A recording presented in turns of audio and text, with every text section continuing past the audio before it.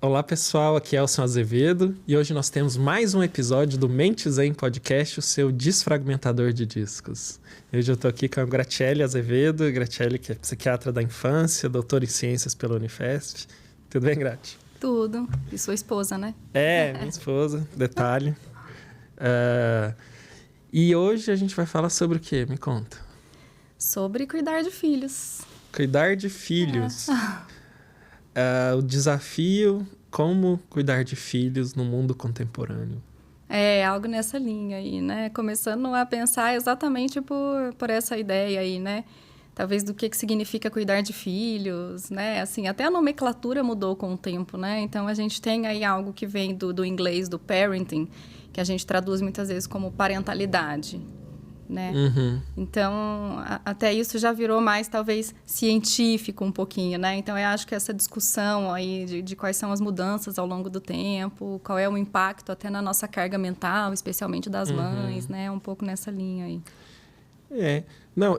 Porque eu estava pensando justamente nisso, né? Essas mudanças, porque a princípio nós somos animais e cuidar da prole dos filhos / filhotes é instintivo, né? A ciência tem lugar nessa discussão? Então, eu acho que a discussão talvez comece por aí, né? Como as coisas mudaram ao longo do tempo e como elas nos fizeram chegar nesse ponto que nós estamos, em que a ciência tem ocupado cada vez mais um papel. Uhum. Tá? E eu acho que tem alguns motivos, né, em termos de evolução da nossa espécie, assim, mais recentes, né, que implicam nisso. O que acontece, por exemplo? Nós tínhamos famílias muito maiores antes. Uhum. Né? Então, nessas famílias muito maiores, com muito mais filhos, era muito comum que os filhos mais velhos já tivessem ou participado do cuidado de uma criança ou, no mínimo, visto os pais cuidarem de uma criança. E numa idade em que eles conseguiam, entender, processar. Exatamente. Um outro aspecto é a mobilidade urbana. Então, nós, por exemplo, né? Nós dois. Eu sou de Minas, você é de Goiás, mas sua mãe é lá de Belo Horizonte. Estamos aqui em São Paulo, né? Então, quanto mais distante a gente também está das nossas famílias, talvez menos a gente vivencie isso, né? Uhum. Porque pode ter aquela prima, né, que teve um filho, né? O seu irmão, que teve uma criança, né? Mas essa distância também faz com que a gente não vivencie essas experiências. Uhum. Né? E até a proximidade do morar mesmo, né? Era muito comum as famílias morarem muito perto ali, né? Então, na cidade hoje, aqui em São Paulo, né? Dependendo do bairro que você mora, é quase uma viagem, né? Uhum. Então, era muito comum as famílias estarem muito perto e a gente vivenciar essas coisas. Uhum. Né? Então, isso por si já causa uma lacuna, né? No nosso conhecimento e talvez da nossa sensação subjetiva de capacidade, né? De fazer alguma coisa. Eu dou conta disso. Assim, eu não vivi isso, né? Então, assim, como é que faz mesmo, né? É a coisa tipo, não sei, nunca vi ninguém fazer, né? Não sei fazer, né? Se eu nunca vi, não sei fazer, né? Outro ponto, né, que eu acho que traz muito essa lacuna é exatamente a evolução da ciência, né? Então, tem coisas que, mesmo que eu tivesse vivenciado, como, por exemplo, era muito comum, talvez na nossa geração ali, que os pais dessem um chazinho para a criança, estava com cólica, né? Uhum. E hoje a orientação é que até os 6 meses, nenhum líquido, além de, seja a amamentação ou a fórmula, você não vai dar líquidos além disso para a criança. Uhum. Tá? A criança era melhor dormir de lado, dormir de barriga para baixo? Não. Agora, dormir de barriga para baixo aumenta o risco de morte súbita. Então, a criança tem que dormir de barriga para cima. Né? Uhum. Então, a ciência, com todas as maravilhas que ela traz, né?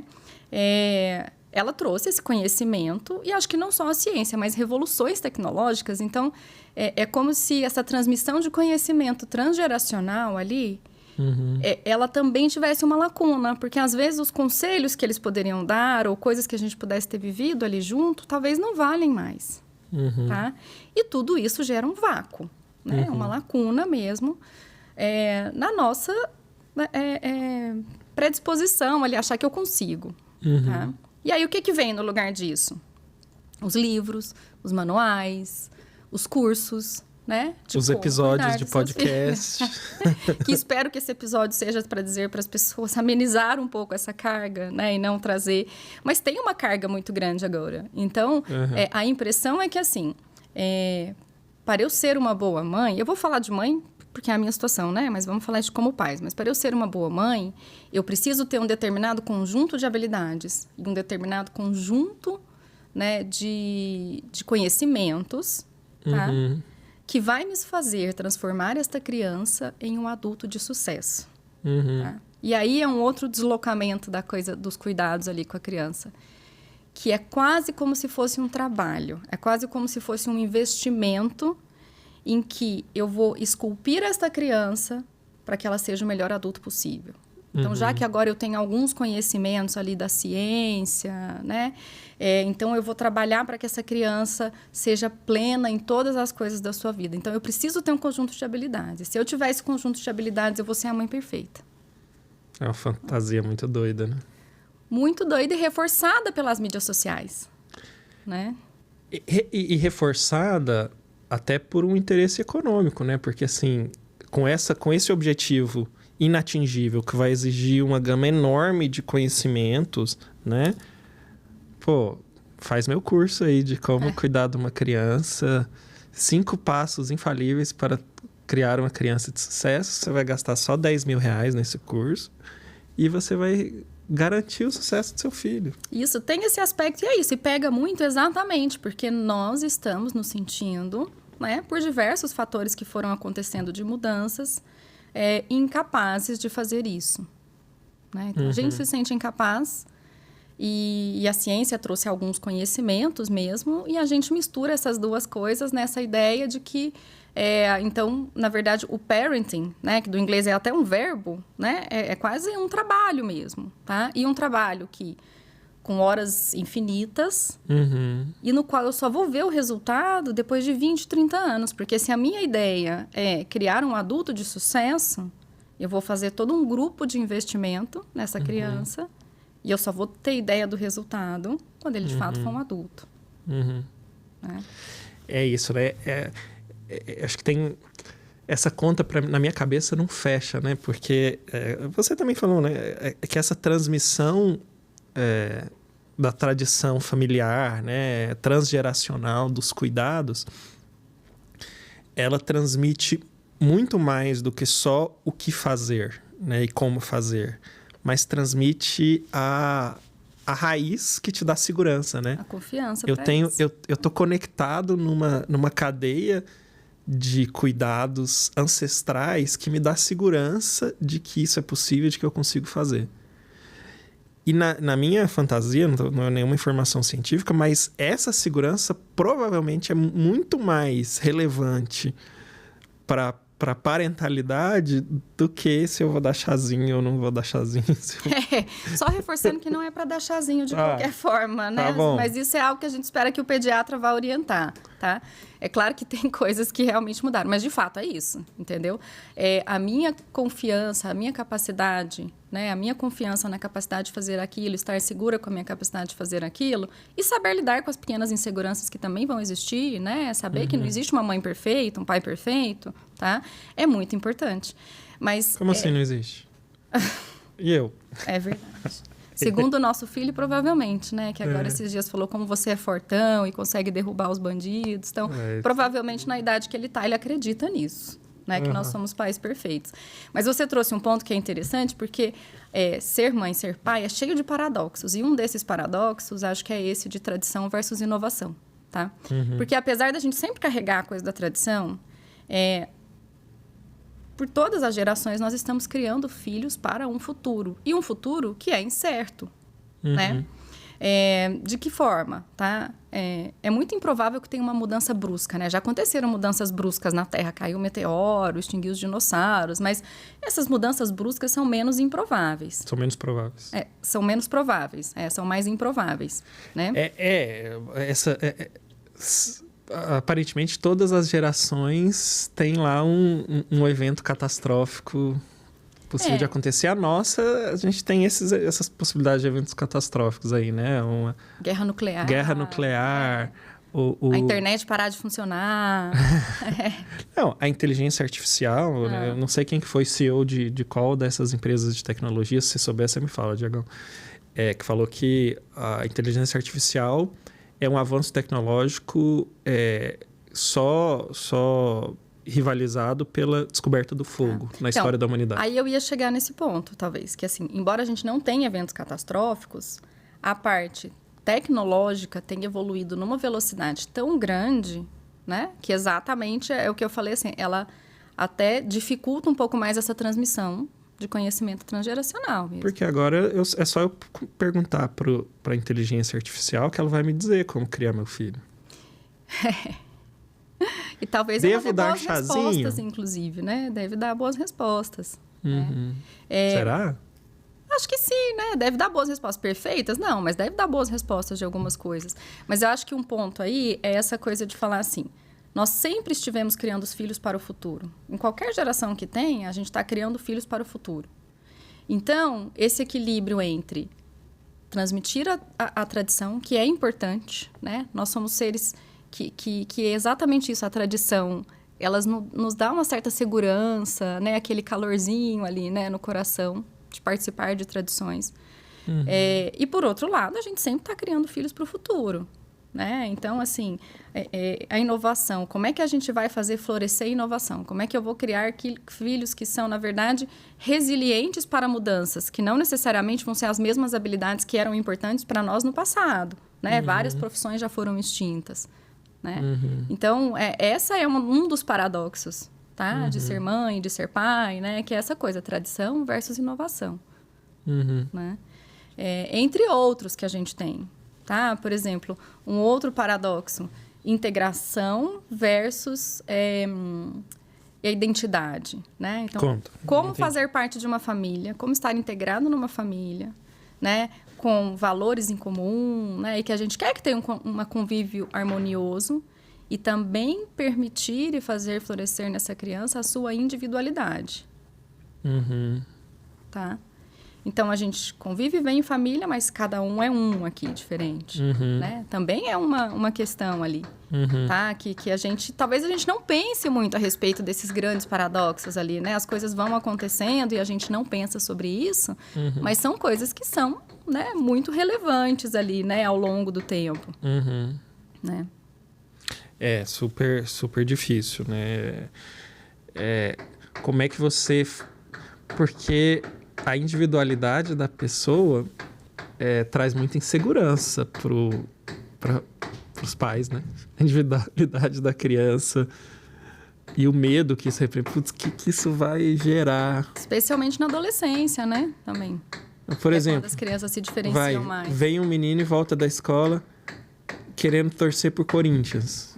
Ferrou a vida da pessoa. Se não torcer pro Galo, né? Realmente.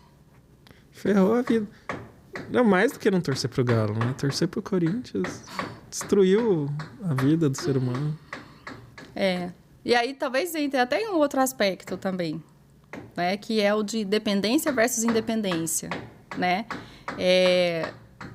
As crianças, nas fases iniciais, elas são muito dependentes, tá? E isso é um misto de cansativo e gostoso, né? Tipo, você comenta algumas vezes, mas quando o Heitor vai despedir na escola e ele me dá um abraço e fala, volta rápido, né?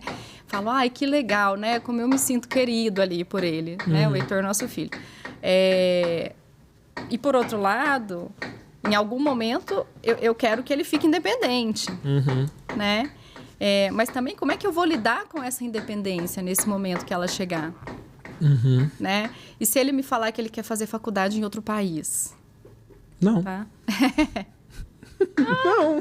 Sua resposta pode ser não, mas é isso, né? Como é que eu vou Simples assim. Trabalhar essas questões de dependência versus independência? E talvez, assim, outro aspecto aí que a gente tem, tá? Que é um trade-off, é uma troca que a gente faz na vida, né? E aí, acho que serve até como um modelo de ser humano ali, no geral.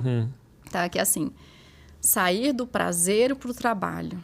Tá? Por quê? Porque a infância, ela é lúdica, ela é divertida, né? Assim, a gente pelo menos espera que seja, né? Assim, a gente espera que seja. É isso que a gente entende hoje por infância, tá? Porque o conceito de infância foi mudando, né? Se a gente for ver, assim, alguns anos, né? Centenas de anos atrás aí, as pessoas se casavam muito cedo, né? Então, o conceito foi mudando ali ao longo do tempo, né? Você tinha crianças trabalhando muito mais. Então, hoje em dia tem-se a ideia que, na verdade, a infância é um momento de proteger essas crianças e de permitir que o brincar aconteça, que o lúdico aconteça, porque isso é muito aprendizado também, tá?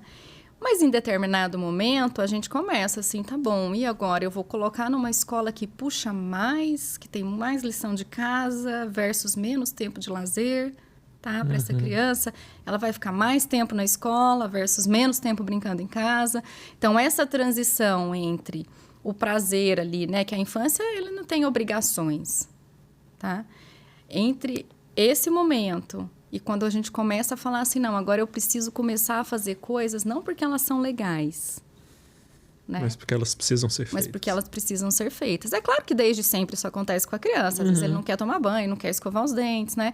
Mas aí são muito mais ali, vai ocupando mais o espaço dela. Isso começa a ocupar mais o espaço dela, né? E quanto mais velho a gente está, mais isso vai ocupando o nosso espaço ali, né? Então, também, assim, olha, transicionar disso, tá? E essa comparação de gerações do tipo, minha geração era a geração raiz, minha infância foi a infância raiz, não sei o quê. Apanhava de chinelo, se eu levantava o chinelo, eu já sabia o que tinha que fazer, não tinha... E hoje é a geração Nutella, a gente... faz de tudo, cuida com... Como é que é isso? Faz sentido essa comparação? Tem prós e contras? É só contra? É só pró? Eu não acho que nada nunca tem só prós ou contras, assim, né? Vamos para algumas coisas que você falou, que tem vários pontos diferentes, tá? Alguns conhecimentos que a ciência nos trouxe, eles são muito importantes. E um deles é que bater em crianças não é bom, tá? Então, assim, o estresse que isso gera na criança, tá? Vamos voltar um pouquinho atrás, assim, né? Uma das principais relações que a criança forma ali no começo de vida, que são as relações de apego, né? Que é assim, olha, o quanto eu entendo que eu posso depender dessa pessoa, que essa pessoa está disponível para mim, que essa pessoa me aceita plenamente, né? Com as minhas coisas boas e as minhas birras, eventualmente, as minhas desregulações, porque eu estou com sono, porque eu estou com fome. Então, essa construção ali, né? Que é muito nuclear na identidade da criança, ela é muito importante, né? E ela, embora não seja determinante exclusivamente, ela é uma coisa que influencia muito como essa criança vai viver as suas relações na vida adulta. Então, se uma criança machuca, vem chorando, e eu falo assim, cala a boca, menina, esse machucado não foi nada, tá? E para aquela criança, realmente, né? Ela machucou ali, né? Pode ser pequeno, mas é a primeira vez que saiu sangue, né, na vida dela. Então, aquilo lá é uma vivência muito importante. Eu falo, cala a boca, isso não é nada. Não, e até a vivência de experimentar dor, né? Que experimentou dor, sei lá, conscientemente poucas vezes. Poucas vezes, exatamente. Então, assim, tem um negócio até de se habituar com o que é aquilo, né? Quando acontece, né, nas primeiras vezes e tudo. E aí, quando eu falo isso, eu estou falando assim, o que você sente não é verdade. Então, isso que você está sentindo não é uma verdade, tá? E se eu faço isso repetidas vezes, tá? Então, tem sempre relação com, assim, qual é o meu principal padrão de responder à criança, tá? Não é vez ou outra que eu estou mais irritado, que eu estou mais cansado e eu vou fazer algo assim. Somos humanos, né? Exatamente. Então, se eu faço isso repetidas vezes, essa criança começa a ver assim, mas como assim? Vou dar um exemplo talvez mais exagerado para entender, né? Você está fazendo alguma coisa, você falou para o seu filho, olha, não me incomoda agora porque eu preciso completar isso. E aí a criança chega lá e fala assim, mamãe, mas não sei o que. Você fala assim, não estou te vendo, você não está aí, né? Então, é uma correspondência que eu estou fazendo ali do você não está com dor, tá? Que eu estou invalidando toda uma identidade da criança, o que ela sente, que ela pensa, a existência dela, de certa forma. E ela carrega isso. Se esse é o meu padrão, né, de fazer as coisas, ela carrega isso para a vida mais tarde. Então, a gente tem muitos dados das ciências que são bons e que falam isso, que bater nas crianças é ruim, que negligenciar as crianças é ruim. Bater e negligenciar. E eu fico pensando, assim, concordo totalmente, mas estou pensando mais como é que raios que são esses dados, porque assim, não é, são poucas as gerações em que não se batia nas crianças, né? É relativamente recente. Talvez a ideia, qual é o conceito de ser ruim? Né? Se eu sobrevivi, que acho que é o que muitas pessoas falam também. Eu talvez, exato, eu sobrevivi, eu sou um adulto responsável, eu sou... Tenho lá minhas dificuldades, como todas as pessoas têm, mas eu vivi isso e na minha reflexão sobre o que eu passei, isso me construiu, construiu quem eu sou, né? E talvez, pode ser, depois você pode falar dos dados aí, mas na minha fantasia, assim, bater numa criança 50 anos atrás era algo que provavelmente estava alinhado a algumas características de parentalidade que não necessariamente eram ruins. Porque era a norma, era o jeito certo de fazer. E hoje em dia, por todo esse corpo de conhecimento, bater na criança provavelmente está associado a outras características negativas de parentalidade. Porque hoje, a gente sabe que não deve bater, então quem está batendo tem outras... provavelmente em outros aspectos da parentalidade não está fazendo direito. Não? Não, porque na verdade eu acho que você está subestimando o tanto de pessoas que continuam batendo em crianças, assim. E não espancar, né? Não estou dizendo espancar crianças, tá? Mas acho que você está subestimando, pensando assim, sei lá, como as pessoas que eu conheço têm esse raciocínio, talvez, realmente a maior parte das pessoas hoje em dia não bate nas crianças, né? Ou não vai gritar, né? Vamos sair do bater para esse invalidar a criança. Não vai gritar, não vai invalidar, né? Se não esse discurso aí de, mas na minha infância, isso aconteceu, eu sou raiz, né? Não seria tão comum, tá?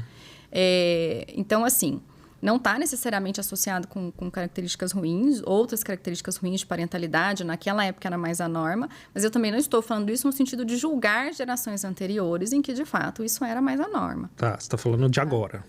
Estamos falando de agora. Não estou julgando gerações anteriores, mas mesmo assim, tá? Você tem estilos parentais diferentes, né? E o estilo parental, que é muito autoritário e que parte para a parte física, tá? Ele realmente é mais maléfico para a criança. Eu vou tentar dar um exemplo, por exemplo, assim, olha, se o meu filho não vai fazer tal coisa porque ele sabe que ele vai apanhar, versus o meu filho não vai fazer tal coisa porque ele identificou as consequências negativas dessa coisa, é muito diferente em termos de construção, tá? Porque, por exemplo, nesse estilo em que a criança não faz porque ela tem medo, é mais provável que, se ninguém está olhando, tudo bem, né? Se eu não for pego por um policial, não tem problema, eu correr um pouquinho mais aqui. Se o radar não me pegar, não tem problema. Tá? Então, nesse estilo em que eu aprendi determinadas coisas, tá? Porque eu era punido intensamente por essas coisas, eu até posso ser uma pessoa que está aqui seguindo regras e tudo, mas o quanto eu também, em determinados momentos, vou ter uma capacidade, às vezes, de não seguir cegamente determinadas regras, porque eu estou pensando nela de uma forma mais geral. Tá? Que eu estou raciocinando, estou pensando em consequências, né? Então, embora eu não vou, talvez, criar uma pessoa totalmente disfuncional, tá? A forma de existir, a forma de pensar sobre as coisas, ela é diferente, tá? A minha reação ao estresse, né? Então, às vezes, a gente fala que, tá tudo bem, mas eu cresci, sou saudável e tô num relacionamento que é um relacionamento muito ruim, tá? Em que eu, sei lá, distrato a minha esposa também. Não é só que eu vou bater na minha criança, né? Não distrato. Mas você também não bate. Mas eu tô tentando dar esses exemplos de falar assim, o que eu passo também de valor para essa criança, sabe? Assim, olha, eventualmente é normal você destratar determinadas pessoas, tá? Então, assim, tem vários componentes ali misturados com isso, né? Mas a ideia, acho que a gente começou a discutir alguns pontos ali, que era esse, ó.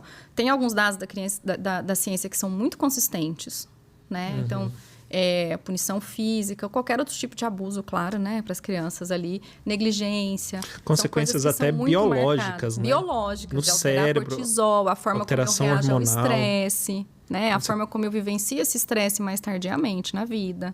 Risco de depressão, risco de transtornos mentais, risco de suicídio, risco de uso de outros drogas. problemas de saúde no geral. Então, são consequências muito negativas, tá? Mas, de fato, tirando essas coisas que são muito evidentes, né? Do tipo não bater, não negligenciar e tudo, se eu vou pôr numa escola mais puxada ou mais lúdica, né? Então, para essas coisas do dia a dia, né? A gente não tem evidência. Né? Então, daí já vem essa ideia de que assim, a gente pode aprender muito, e acho que a gente deve aprender muito lendo bons livros sobre, né, o desenvolvimento infantil, entender como é que é o desenvolvimento, entender as crianças. Mas um curso que te fala assim, não, eu sei o que fazer para fazer tal coisa, a gente não sabe. Em termos de evidência científica, né, a gente não tem evidência suficiente. Como é que eu crio um filho de sucesso? Então, a evidência científica não vai nesse caminho. Tá? Então, para esses detalhezinhos do dia a dia ali, né? A gente não tem, tá? Então, a ciência não vai nos dar, no ponto que a gente está agora, tá? Todo o substrato, né? A base de conhecimento para a gente tomar esse tipo de decisão. E aí eu acho que a gente talvez esteja meio perdido mesmo de achar que a ciência pode ocupar esse papel, né? 100%, que assim, a ciência sabe tudo o que me dizer, então eu vou tomar minhas decisões pautadas nisso. E a gente esquece de pensar nos nossos propósitos, nos nossos valores pessoais, tá? Em como a gente está transmitindo isso para os nossos filhos. Porque as crianças, elas aprendem muito mais pelo exemplo do que só pelo que eu falo. Elas também aprendem pelo que eu falo, tá?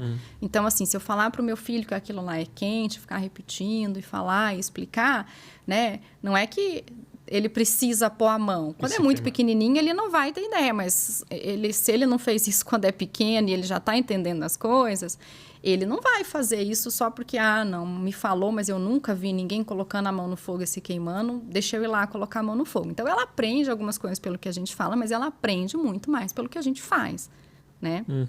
Então, nós estamos constantemente transmitindo ensinamentos e transmitindo os nossos valores para essas crianças. E se a gente também sai desse raciocínio, né, para ficar só no pautado de se eu posso ou não posso dar açúcar, se eu devo ou não devo fazer autonomia de sono para a criança, tá? Se eu vou ensinar esta criança, se eu vou colocar ela numa escola de tal tipo, porque a escola de tal tipo estimula tal coisa, tá? Sempre pensando nesse possível futuro e adulto de sucesso, sem pensar nesses outros aspectos, tá? Esses outros aspectos, eles vão ser transmitidos ali no hábito. Eu posso achar que eu estou ensinando alguma coisa que eu não estou. Tá? E aí, assim, tem um texto, né, de uma escritora, uma jornalista, né, que chama Emily Rapp, e faz uns 10 anos, saiu no New York Times, e foi muito marcante ali na época. Ela tinha um filho ali que teve o diagnóstico de uma condição, que é o Tay-Sachs, em que é uma condição neurodegenerativa e que a expectativa de vida não vai ultrapassar ali 3 a 5 anos de idade, né? E é um texto até, assim, bem emotivo, e claro, né? Você lê um texto difícil, né, em certas partes, mas eu acho que traz um extremo do raciocínio dessa coisa da parentalidade que faz a gente refletir um pouquinho. Porque ela vai falar assim, tudo que eu li na gestação, tudo que eu estudei sobre cuidar de um filho, tinha perdido o sentido. Porque todas as dicas, ou tudo que eu tinha visto, era, você não pode fazer isso agora, porque no futuro isso é ruim para o seu filho. Então, por exemplo, não devo dar açúcar até os 2 anos de idade, tá? Que, de novo, gente, não deve dar açúcar até os 2 anos de idade, né? Mas era coisa que, para ela, qual é o sentido, entendeu? De uma criança que vai viver 3, 4, 5 anos. Tá? Não deve expor a telas. E não deve expor a telas. A gente, né? Vamos falar em outro momento de questão de mídias, mas não deve expor a telas mesmo, crianças pequenas. Mas não deve expor a telas porque isso vai prejudicar o desenvolvimento da criança, tá? Qual é o sentido que fazer isso para ela? Então, ela fala assim, sabe, tudo que eu sabia, tudo que eu estudei, tudo que eu me preparei, agora deixou de ter sentido, né? E é claro, assim, é um extremo, né? Como eu estou falando, não é que a gente vai ignorar todas as coisas que a gente sabe. Mas é essa reflexão de que, assim, ser pai não é investir numa criança ou esculpir essa criança, trabalhar nessa criança para que ela seja um adulto de sucesso. Ser pai e ser mãe é construir uma relação amorosa com seu filho. Tá? É amor, essa relação ela é amor. É isso que é ser pai, é isso que é ser mãe. Tá? Então, não é o moldar, né, não é esculpir essa criança, é ajudá-la a desenvolver as ferramentas para que ela seja ela mesma, tá? Não é mostrar para ela o caminho, é de novo, né? Ajudar, permitir que o terreno em que ela existe ali nesses anos de vida é um terreno que vai deixar com que ela seja ela mesma no futuro, com que ela encontre o seu caminho no futuro. Tá? E aí tem um livro muito legal ali, que eu gosto muito, que chama, né, O Jardineiro e o Carpinteiro. Como? O Jardineiro e o Carpinteiro, The Gardener and the Carpenter, em que ela vai discutir Tem no Brasil? Tem no Brasil, assim. Tem em português, mas eu achei, assim, é desproporcionalmente caro o livro em português, tá? Mas é um livro bem legal em que ela compara a criação de filhos com a profissão de carpinteiro versus a profissão de jardineiro. Porque o carpinteiro, a ideia dele é que eu vou construir uma mesa, né? Então, para construir uma mesa, eu vou cortar de determinado tamanho, de determinado formato, eu vou cortar os pés, eu vou colar, eu vou construir a cadeira. Então, eu vou construir tudo isso pensando mesmo nesse desfecho de funcionalidade e eu vou moldar tudo, né? E o jardineiro é aquele, olha, eu vou plantar a semente, eu vou cultivar a terra, tá?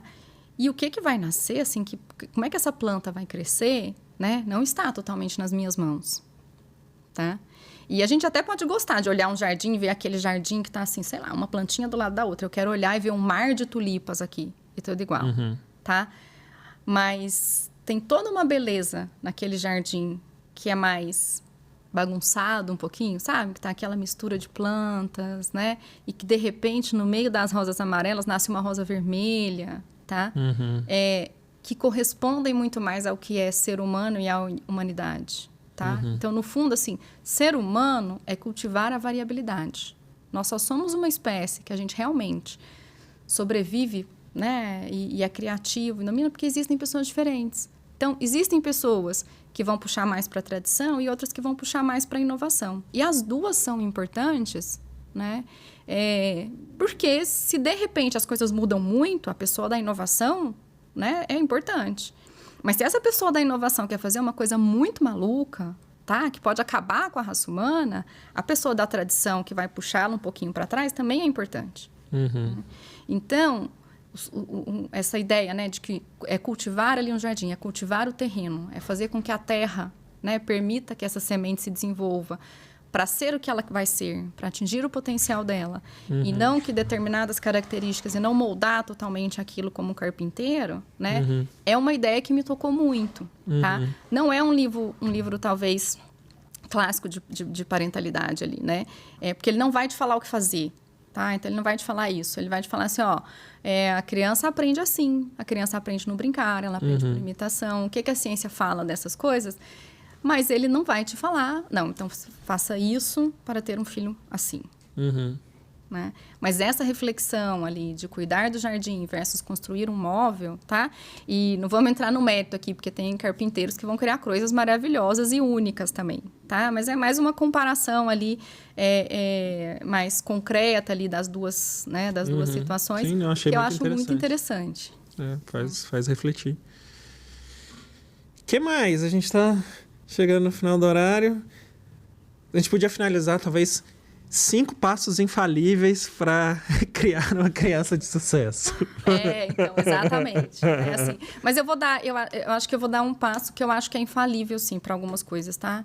Que é, assim, reflexão, tá? Mas reflexão sobre si mesmo, sobre os processos, tá? Você olhar para si e pensar um pouquinho também, né?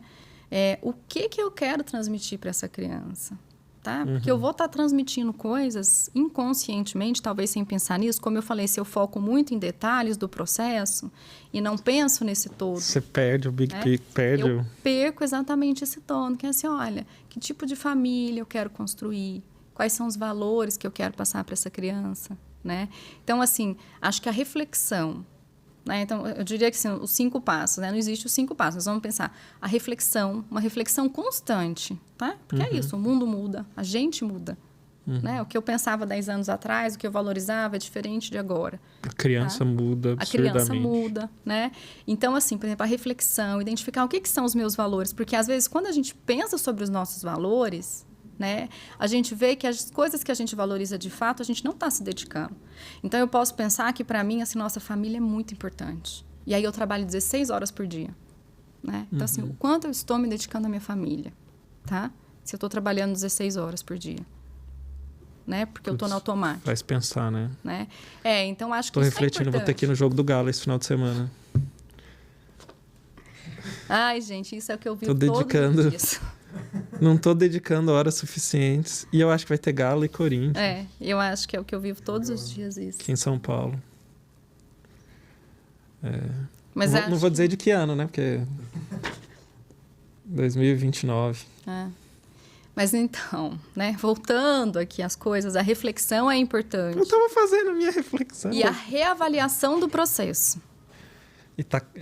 É o como é que chama? O Itaquerão? Doido pra conhecer Itaquerão, né? Sei. Mas aí, voltando, para finalizar, né? A reflexão. Reflexão. E acho que a reavaliação do processo. Tá? Flexibilidade, reavaliar este processo com o tempo, né? Gastar um tempinho ali da sua vida, né? Reavaliando, será que essa escolha que eu fiz, realmente ela trouxe os frutos ali que eu esperava, né? Que ela trouxesse mesmo, tá? Então, essa reavaliação constante do processo, entender que nós mudamos, né? Assim, acho que são coisas que são muito, muito relevantes, tá? Eu vou acrescentar aqui, por minha conta e risco, falar de compaixão nessa história. Compaixão me veio à mente, tá? Vamos lá. Com você mesmo, com as pessoas que estão junto com você, né, nesse desafio, com a criança, né? Acho que compaixão, até me veio à cabeça, eu fiquei pensando, nossa, vamos discutir compaixão em outro momento, né? E talvez até chamar uma pessoa que, Verinha, né, que possa te falar mais de compaixão. Mas a compaixão, e aí, se eu quero também, né, imbuir essa criança de compaixão, eu preciso pensar o quanto eu tenho compaixão comigo mesma, né? Até para esses momentos em que eu vou errar, né? Então, realmente, assim, a compaixão, né? E aí essa compaixão consigo mesmo treinar um pouco mais isso, né? Se olhar de uma forma mais carinhosa, se dar um abraço de vez em quando, ela, de fato, é muito importante, tá? Para o bem-estar, né? Para a felicidade, né? No geral. sua e da família, né? Que mais? Fomos 2. Não sei, você me força a inventar umas coisas aqui na hora, não né? dar chazinho, 3. Tô brincando. Não é tão... É verdade, mas não é tão central, assim. Eu acho que o conhecimento, a busca de conhecimento, tá? Ela também é muito importante, assim. Então, eu não quero desvalorizar isso, né? Eu não tô trazendo, mas acho que o conhecimento é importante, né? Mas o conhecimento com visão crítica, tá? Que, assim, não existe fórmula mágica. Se alguém tá te falando aqui, olha, eu sei como resolver tal coisa, que siga o meu passo a passo, né? Talvez seja um passo a passo interessante de aprender, mas eu preciso olhar isso... Não vale R$5.000. Não.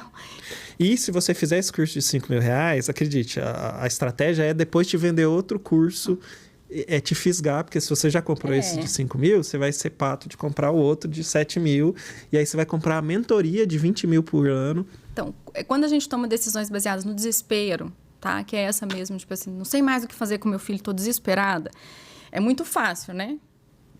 Eu comprar essa ideia me ser vendida e eu realmente achar que vai solucionar todos os meus problemas. Porque eu não pagaria R$20.000 pelo bem-estar do meu filho. Então, assim, parece simples, tá?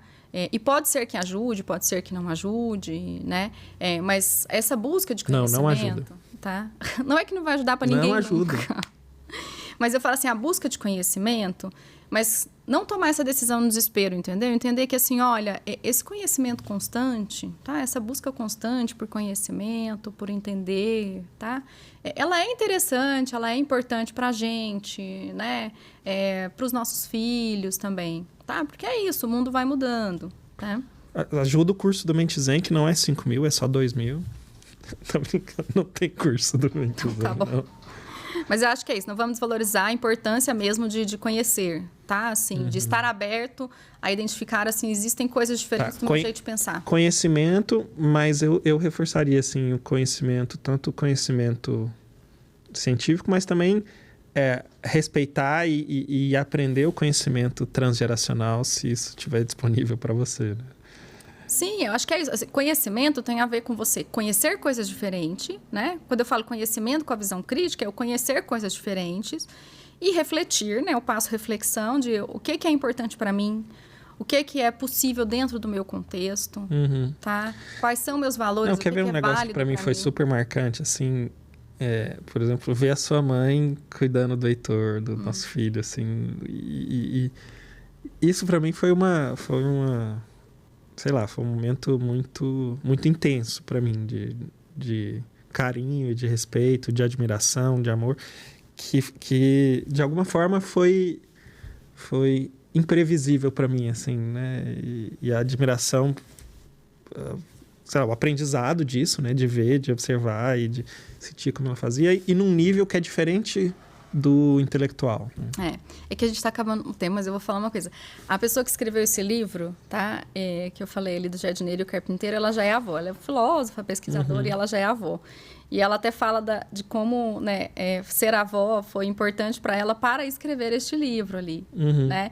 E ela contextualiza um pouco de que o ser humano é uma das únicas espécies, né, em que existem os avós. Tá? Por exemplo, em que a mulher vive, né, pós-menopausa, pós-idade reprodutiva o suficiente para participar desse cuidado ali, né? De como é importante também, né, esse contato com a família estendida, né, para as crianças. Mas falta 2 passos aí que nós vamos ter que inventar. Não dá para inventar agora passos na hora, assim. Tá. Então, e como é que a gente faz a disciplina? Se não pode bater na criança. Então, de novo, né? Aí eu sugiro que as pessoas vão buscar alguns conhecimentos, assim, tá? Mas o que acontece? É claro, vai depender da idade da criança, da fase em que ela tá, até. E aí eu acho que você trouxe uma coisa importante que também a gente divagou e não deu tempo, né? De falar assim, mas eu sou raiz versus eu sou Nutella, né? As coisas se perderam em algum momento. Só pra saber, Heitor, As coisas se perderam em algum momento, a ponto de eu achar que, mãe assim... Nutella, né? O pai é raiz, né? Eu tô com... Sem violência. As coisas se perderam em algum momento da gente achar que, então, tudo tem que ser uma decisão compartilhada com a criança, tá? A criança precisa querer escovar os dentes, né? E desde cedo ela precisa entender que escovar os dentes é muito importante. Então, não quer dizer que eu não vou mostrar para essa criança e falar para ela a importância disso, tá? Mas ela não está em condições ainda de decidir, né? Então... A gente pode se perder, sim, nesse caminho, tá? Nessa ideia de que, assim, entre esse não pode bater, não pode negligenciar, não pode isso. E então, como é que eu faço? É comum a gente se perder em algum momento e, de repente, você está compartilhando decisões que a criança não tem maturidade, né? Então, não estou dizendo que é algo fácil ali de construir, tá? E por isso eu falo dessa reflexão constante, de entender as diferentes idades da criança, tá? De construir essa questão mesmo de algum grau de partilha de decisão para que no futuro, né, você consiga ali, né, uma colaboração, tá? Mas acho que essa uma reflexão sobre o que a gente está fazendo. Eu acho que muito mais do que o que pensar como disciplinar é refletir sobre o que eu estou fazendo. Exatamente, assim, os nossos atos, eles acabam tendo alguma consequência. Se eu não estou refletindo sobre a consequência do meu ato, tá? Eu não sei mais por que eu estou fazendo, entendeu? Então, assim, eu me perco ali, eu começo a fazer coisas que eu também não sei, né? Então, assim, talvez, vamos pensar num outro passo, né? Essa consciência, né? Continuar com uma consciência de que os meus atos têm consequência, né? E estar pensando a respeito disso ali, tá? Nesses determinados momentos. Então, não é fazer por fazer, tá? Pensar sobre. E eu acho que quando você falou de amor, né? De ser pai, exercitar o amor, tem isso, né? Eu acho que isso resume bem a história, né? O amor no dia a dia, circulando tudo aquilo que é feito naquela família, né? E às vezes uma atitude amorosa pode ser uma atitude firme. Isso. Dar limites é uma atitude amorosa. Porque é difícil, é cansativo. Às vezes é melhor, quer saber? Dane-se. E acho Mas que não. lembrar isso, né? Lembrar que nós somos os adultos, tá? Aham. Né? Nós temos uma capacidade, então, também tema para outro dia, talvez regulação emocional, mas assim, nessa idade, a corregulação, a regulação extrínseca, né? Nós vamos ajudar os nossos filhos a se regular numa idade muito pequenininha, é muito importante. Essa é uma boa, né? Seja o adulto da relação, é uma boa, né? Você não... muito bem, Grat. Gostei, viu? Pois é. Tá bom. Adorei a conversa. Que mensagem final aí que você gostaria de deixar para Mas a gente já deu tantas mensagens finais. Acho que já foram tantas. Quem quiser saber mais sobre parentalidade, sem gastar 10 mil reais num curso, você falou do livro a gente pode colocar Jardineiro, alguns links. É Carpinteiro. possível a gente pôr alguns links lá? Talvez eu possa deixar alguns links, assim, de algumas coisas ali, de alguns livros que são legais, né? Que ajudam a gente a fazer toda essa reflexão ali. Tá. Deixar na descrição. Então vai ficar na descrição do vídeo aí links de informações úteis sobre cuidado com os filhos. Mas adorei. Pessoal, com isso a gente encerra mais um episódio do Mente Zen e a gente se vê num próximo vídeo.